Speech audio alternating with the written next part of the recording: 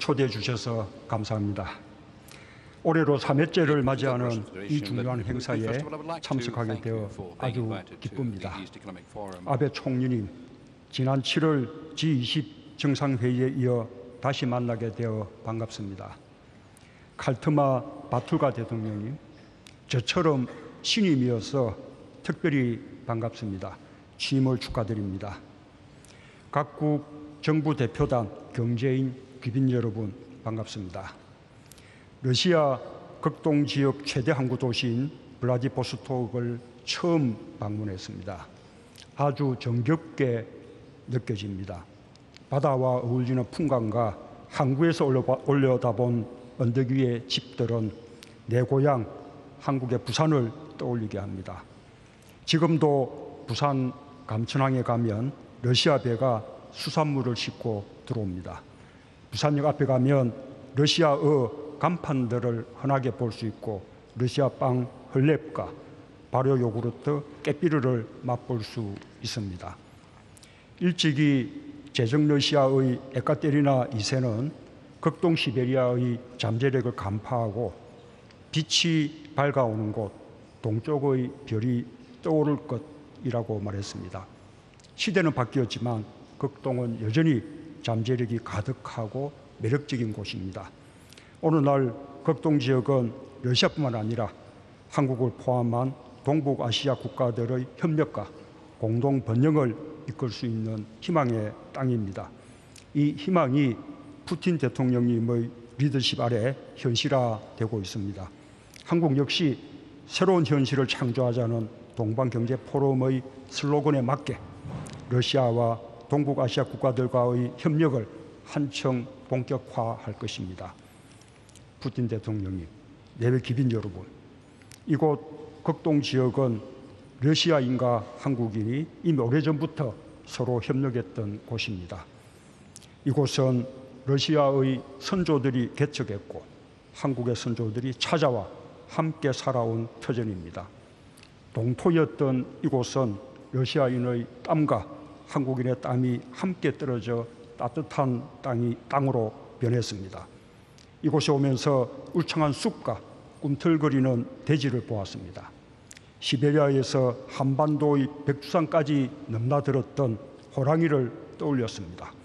오래전부터 한국인들은 호랑이를 영물로 여기며 아주 좋아합니다. 푸틴 대통령님도 기상이 시베리아 호랑이를 닮았다고 합니다. 저의 이름 문재인의 인자도 호랑이를 뜻합니다. 우리는 호랑이의 용기와 기상이라는 공통점을 갖고 있습니다. 그런 마음으로 극동 지역 발전에 나선다면 안 될 일이 없지 않겠습니까? 러시아와 한국은 시베리아 호랑이로 상징되는 인연뿐 아니라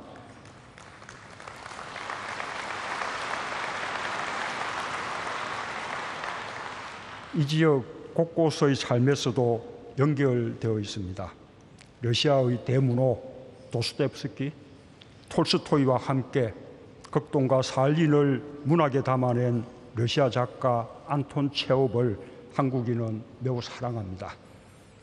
이곳은 한국 문학에서도 중요한 공간이기도 합니다. 한국의 근대소설가 이광수의 작품 유정은 시베리아와 바이칼 호수를 배경으로 하고 있습니다.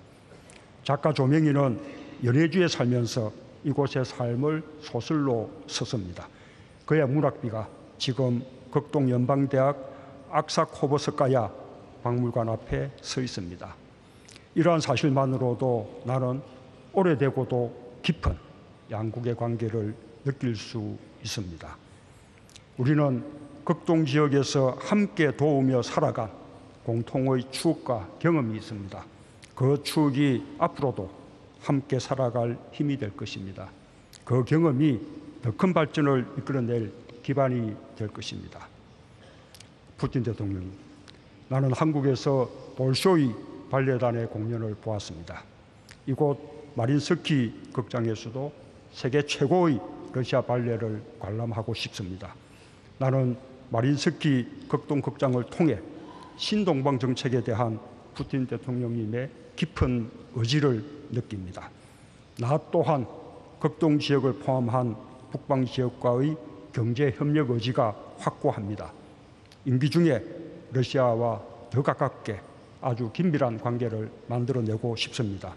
그것을 한국은 신북방 정책의 비전으로 갖고 있습니다. 신북방 정책은 극동 지역 개발을 목표로 하는 푸틴 대통령님의 신동방 정책과 맞닿아 있습니다. 신북방 정책과 신동방 정책이 만나는 지점이 바로 극동입니다. 러시아가 추진하는 극동 개발을 위한 최적의 파트너가 한국이며 한국이 추진하는 북방 정책도 러시아와의 협력을 전제로 한 것입니다. 나는 이를 위해 러시아의 극동 개발에 적극적으로 참여하고자 합니다. 그동안 남북 관계의 어려움으로 진척시키지 못했던 사업들을 포함해 러시아와의 협력을 더 우선하는 목표로 삼고자 합니다. 이를테면 조선해운협력은 양국 간 경제협력의 새로운 모델이며 국제해운의 환경을 바꿔내는 일입니다. 북극항로 개척은 너무나 가슴 뛰는 일이지 않습니까? 자루비노항의 개발과 맞물려 한국의 조선산업이 결합한다면 북극항로는 새로운 에너지 시대를 여는 신실크로드가 될 것입니다. 한국의 조선업은 세계 1위입니다. 최근 6년간 발주된 대형 LNG 선박의 64%가 한국에서 만들어지고 있을 만큼 기술력이 최고입니다. 이미 러시아로부터 쇄빙 기능을 갖춘 LNG 운반선 15척을 수주하여 한 척을 인도 완료하였습니다. 세계 최초의 쇄빙 LNG 운반선입니다. 지난 6월 푸틴 대통령님은 이 쇄빙 LNG 운반선의 명명식에 참석해 북극 항로의 가능성을 활짝 연 것이며 유럽뿐 아니라 전 세계 에너지 산업 발전에 크게 공헌하게 될 것이라고 말했습니다. 세계 해운이 갈 길을 밝힌 참으로 의미심장한 말입니다. 이 배는 이미 지난달 노르웨이에서 북극 항로를 통해 한국의 충남 보령항까지 쇄빙선의 도움 없이 운항에 성공했습니다. 수에즈 운하와 인도양을 거치는 남방 항로에 비해 운송거리, 운송시간, 운송비용이 무려 3분의 1이나 절감되었습니다. 이미 러시아와 한국의 협력은 큰 변화를 세계에 보여주었습니다. 한국은 LNG를 연료로 하는 대형 유조선도 러시아로부터 수주했습니다. 국제해운을 친환경해운으로 바꾸는 역사적인 일입니다. 쇄빙 LNG 운반선과 LNG 연료 유조선은 세계가 러시아의 LNG를 수입하는 계기가 될 것이며 러시아 가스의 이용이 크게 늘어날 것입니다. 나아가 한국의 조선기업들은 러시아와 합작사를 설립하여 쩌배져다 조선소에 참여하고 있습니다. 러시아와 한국의 조선과 에너지 협력은 이미 시작되었고 세계를 바꾸고 있습니다. 앞으로 남북 관계가 풀리면 북한을 경유한 가스관이 한국까지 오게 될 것입니다. 푸틴 대통령님, 내외기빈 여러분, 나는 약속대로 대통령 직속 북방경제협력위원회를 설치하였습니다. 한국이 북방경제협력 전담기구를 설치한 것은 이번이 처음입니다. 러시아의 극동개발부에 대응하여 한국도 극동개발 협력을 위한 국가체제를 갖추었습니다. 앞으로 한국의 북방경제협력위원회는 러시아 및 다른 동북아 국가들의 관련 기관과 긴밀히 협력하여 극동지역 개발을 중심으로 실질적인 협력 방안을 마련할 것입니다. 푸틴 대통령과 나는 양국 간 지방협력 포럼도 내년부터 개최하기로 했습니다. 이러한 포럼을 통해 양국 지방자치단체뿐 아니라 지방 중소상공인 간의 실질 협력과 인적 교류도 더욱 촉진될 것입니다. 그러나 무엇보다도 한국은 보다 견고하고 영속적인 북방협력의 제도적인 틀을 마련하기 위해 러시아가 주도하고 있는 유라시아 경제연합과 FTA를 조속히 추진하기를 희망합니다. 이와 함께 한국은 광역 두만 개발 계획 같은 다자간 협력도 강화하기를 희망합니다. 내외기관 여러분, 극동지역은 지리적으로 시베리아 횡단철도의 시작점이자 종착점입니다. 유라시아 지역과 동북아, 아태 지역을 연결하는 통로입니다. 극동지역에는 석유, 천연가스, 채광석 등 천연 자원이 풍부하고 공항, 철도, 항만 등 인프라 개발 수요도 매우 큽니다. 푸틴 대통령님의 적극적인 투자 환경 개선으로 러시아 내 기업 활동 여건도 빠르게 좋아지고 있습니다. 나는 러시아와 한국 사이에 9개의 다리를 놓아 동시다발적인 협력을 이루어 나갈 것을 제안합니다. 그 9개의 다리는 앞에서 말한 조선, 항만, 북극 항로와 가스, 철도, 전력, 일자리, 농업, 수산입니다. 우리가 함께 협력할 분야가 참으로 많지 않습니까? 한국은 세계 2위의 가스 수입국입니다. 우리는 러시아에서의 가스 수입뿐만 아니라 에너지 개발 협력에도 참여하기를 원합니다. 시베리아 횡단철도는 우리 한국인의 역사와도 함께합니다. 1907년 헤이그 만국평화회의에 참석하기 위해 고종 황제의 특사 이준이 이 열차를 탔습니다. 1936년 베를린 올림픽 마라톤 금메달리스트 송기정이 이 열차를 타고 베를린까지 갔습니다. 우리 철도와 TSR의 연결은 유라시아 대륙과 해양을 이어주는 통로가 될 것입니다. 전력 협력은 에너지 전환이라는 세계적 과제를 해결하는 일입니다. 나는 이 일에 러시아가 앞장서 주시길 바랍니다.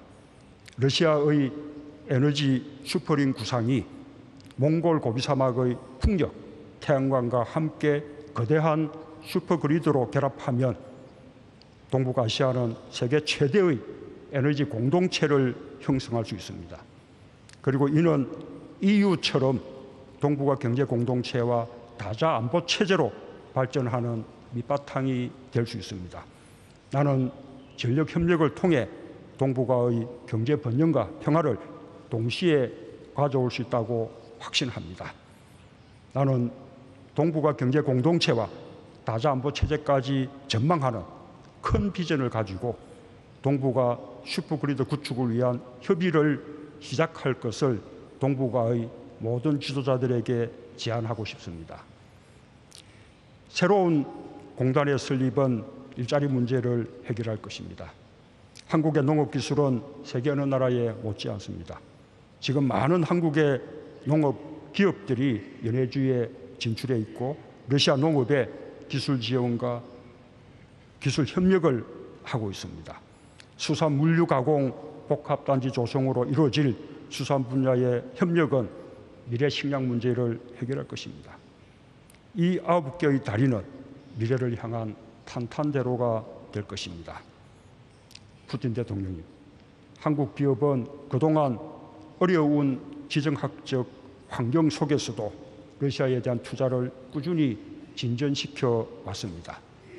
자동차, 가전 등 일부 분야에서는 러시아의 국민 브랜드로 부상하기도 했습니다.